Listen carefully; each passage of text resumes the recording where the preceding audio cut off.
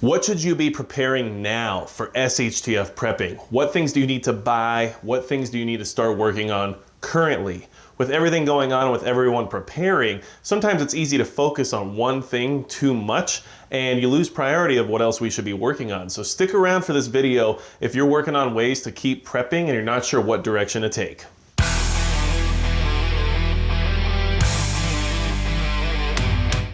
Hey everybody, it's Magic Prepper, and today we're going to talk about what you should be preparing now and what kind of SHTF preps you need to start buying or putting together when it comes to total SHTF prepping.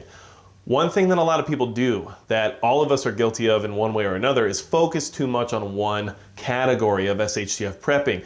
Your prep list, your inventories, what is it your main priority is? And how do you keep prepping and move down that list so that you become well-rounded and don't just stick with one item of focus and next thing you know, you're missing a lot of things when it comes to your preps.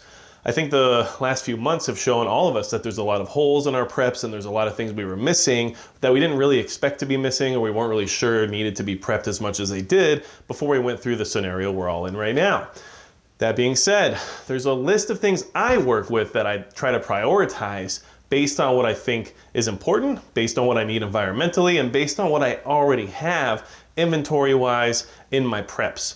So I figured I would share that with you and give you some ideas of what to move forward on next and what you should plan on when it comes to the current situations we're all facing right now, okay? So really quickly, if you do want to make sure you stay on top of your preps and you're trying to figure out how to prioritize everything, hit that subscribe button down below so that way we can keep this conversation rolling. We can talk about ways to be better prepared for the next time that there is an SHTF scenario.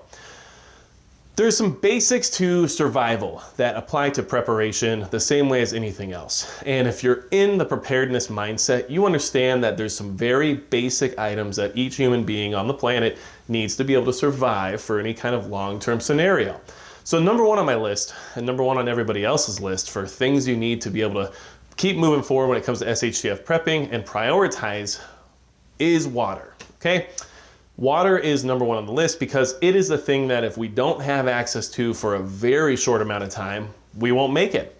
And water is not something a lot of us struggle with, but it is something you need to plan for. So if you don't have your water treatments like your pool shock, your bleach, you don't have any iodine tablets, you don't have filters of any kind, that's where usually preppers start. And that is something you have in your bug out bag, you can have at home, you can have all kinds of different filtration systems. But one of the other issues you have to consider is water access. So for me, I have about two different lines of thinking here. One is if you're on a well or you have your own water supply, and the other is if you're on like a city water system. If you're on city water, you need to make sure you have water stored. And what I mean by that is 50-gallon drums stored away in your garage or even in a storage unit off-site if you don't have space for it. But one way or another, you need to store water because if the power goes out and those pumps shut off and water stops flowing, you don't have access to water the same way as maybe a landowner out in the rural area has because of being on a well or even just having natural water flow through their property. So storage is important. And for the other people who do have wells and do have rural situations that don't apply to city water folks, well, you still need to be able to access that water. And so if you're on a well, if you don't have some kind of a solar pump system set up in place and you're not sure how you're gonna retrieve that water, if there is an SHTF situation, make sure you have manual ways of retrieving the water. Have some kind of a hand pump system. They do make emergency ones for sale out there. Or you can even have a bucket that's basically a long tube that you just send down, retrieve water, pull it back up, just like the olden days of using a well. Either way, make sure you have a way to retrieve that water because if the power goes out and you don't have a way to power that well pump that you currently rely on, you need to have a way to get that water. So without staying on water for too long, because it's an obvious one for most of us in the preparedness community, number two is going to be food, okay? So we're all on top of food now, hopefully anyway. You've been running out to the store for the last few months. It's been the only place that's been open, and we're all storing food away because we know the shortages are coming, and we also know that we don't want to compete with others in case we get to a point where we have to actually tap in to those preps that we've put away in our pantry. So here's some more buckets that I've picked up recently because I'm gonna make more buckets. You just always wanna make more buckets or whatever you do to store your food for the long term. It's not hard to do, it's not that expensive, and every time I put away another food bucket, I feel this kind of reward. You know, I feel like I've accomplished something, and I feel like I've put another bucket of life-saving material away inside my home, which I can look at and say, that's another week of food for my family. That's another week of surviving a long-term food scarcity situation. So make sure you're working on food, and we all understand the concept of food. If you can grow or raise your own, excellent way to go. If you can't, just store away what you can, okay? So moving on, because all of us are already working on these things, okay? Water might have been one we didn't think about as much. Food is definitely a more obvious one. And then number three, at least if you're me, is gonna be security. And the reason I say that, because a lot of people say, don't get hung up on guns, don't get hung up on firearms. All you ever do is buy ammo and firearms, and that's not gonna save you in the end of the world. Well, that being said, guess what? It will save you in the end of the world in many scenarios. And if you have food, you have water, you have to have a way to defend it and protect it from being taken from you, or just a way to make sure that there's no reason people think it should be easy to get when it comes to your resources. If you're one of those people growing your own garden or you have your own livestock, you have to be able to defend those resources that are more accessible to the public than what's in your refrigerator or what's in your pantry. So I put security very high on the list, and I still prep more security. I still get more ammunition. I still buy different firearms for different purposes. Whatever it is you feel comfortable with, it's something you should be doing, because I can't keep these buckets if I can't defend these buckets. And if somebody has no buckets and they want my buckets, I got to protect these buckets, okay? I'm not going to say buckets anymore, I promise.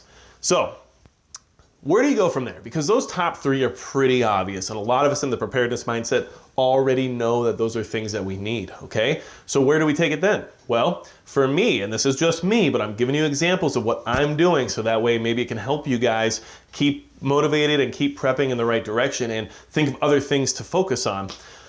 Medicine, vitamins, those type of items. Start getting some more of that, because I saw a lack of cold medicine on the shelves recently. I saw vitamins, especially C, flying off the shelf recently. And you want to make sure that you have a way to enhance comfort in case somebody's under the weather inside of your household and you don't want to have to take them into a medical facility. Make sure you can treat it yourself, especially things that we don't think of a lot, like Pepto-Bismol, you know, Imodium AD, those types of things. Your stomach will go bad when you're eating gross survival food all the time. Make sure you have a way to treat it, because nobody wants to, you know, have dehydration thanks to all the fun things that can happen related to dysentery, okay? So that being said, medicine, but also vitamins. If we're talking about food scarcities, we're talking about food shortages, I want me and my family to be able to have the nutrition we need to still maintain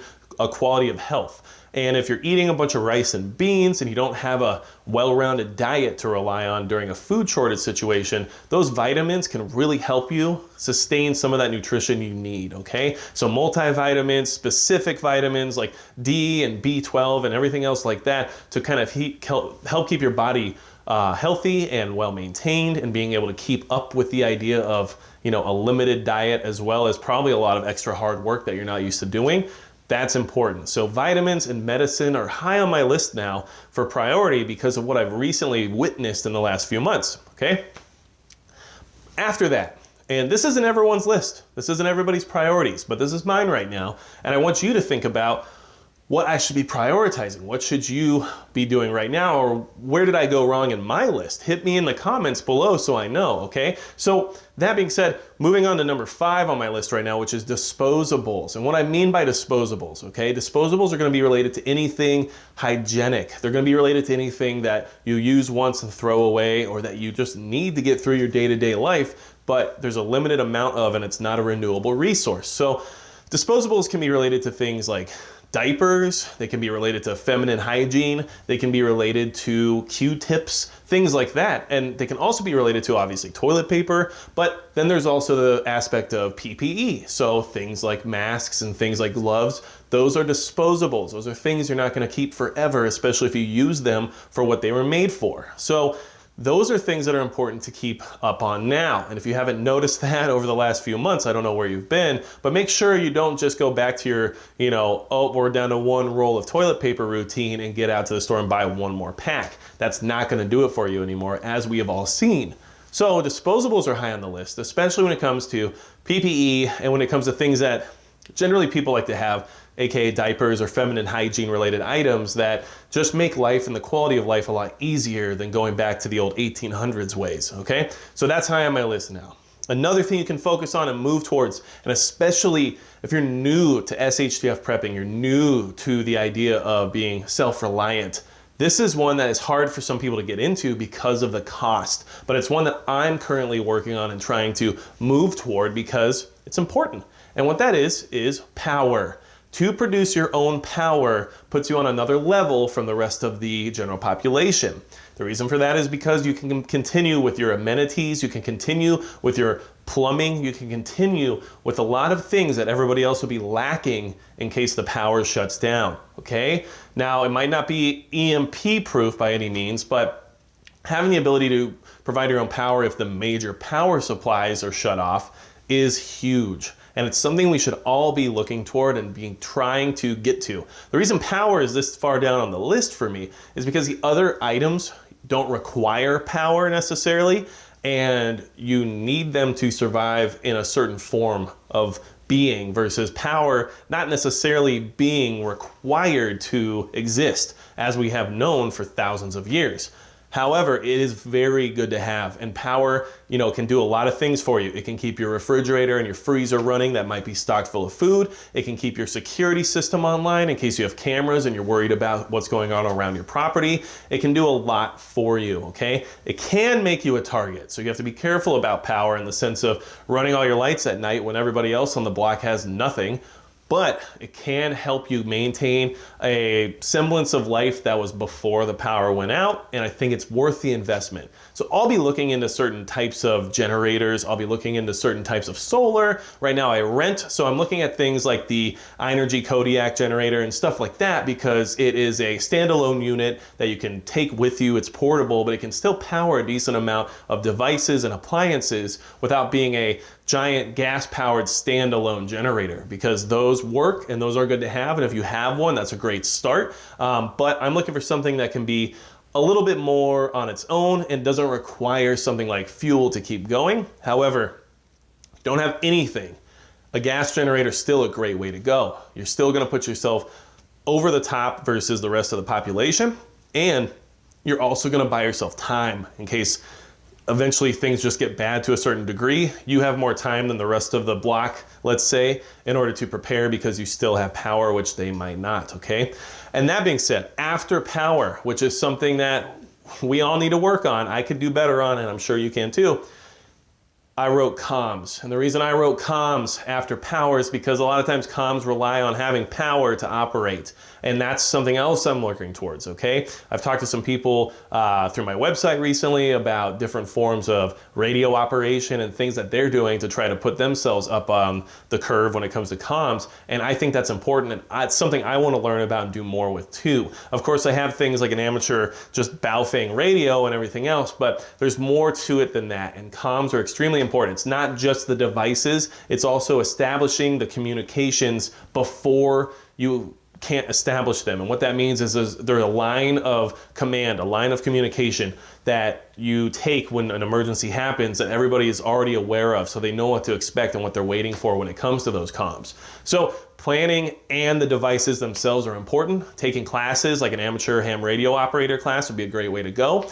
and getting at least some comms together, even if it's just a standard two-way radio Motorola that you can talk to somebody else on your team with, or somebody who maybe is walking the perimeter around your property with. Those are important. Then you move into something like the Baofengs, where it's just got the ability to broadcast on a much larger network, and then you move from there, okay? Get like a CB radio and everything else. So very important. Comms will get you next. And for me right now, just to kind of not make this video last for the next year and a half, is fortification. And what I mean by fortification, it's not like I want to turn my house into a bunker. What I'm saying is fortification means being prepared to make repairs and to strengthen any entrances you might need to during a situation of unrest, during a situation of looting, and during a situation that is unsafe for your family, but there's nowhere else for you to go in that time. Bugging out can be an option, but very often it's still better to stay put. So how do you fortify your location, your home base? Well, those are things you need to start working on. So you get the right tools, you get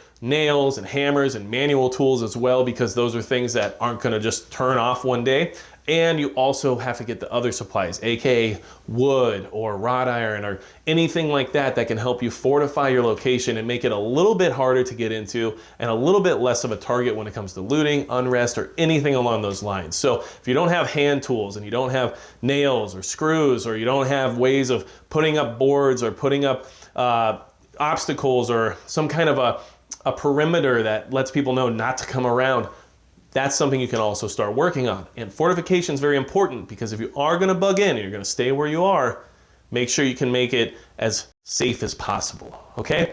So those are things that I'm looking toward now. And water, food, security, those are things I already have pretty well figured out. However, I'm still gonna keep working on them and making them better. But then I have to move down the list, because things like medicine, vitamins, disposables, power, comms, and fortification all are important as well, and things that I can start focusing on a little more, because the top three have had a lot of attention for a long time.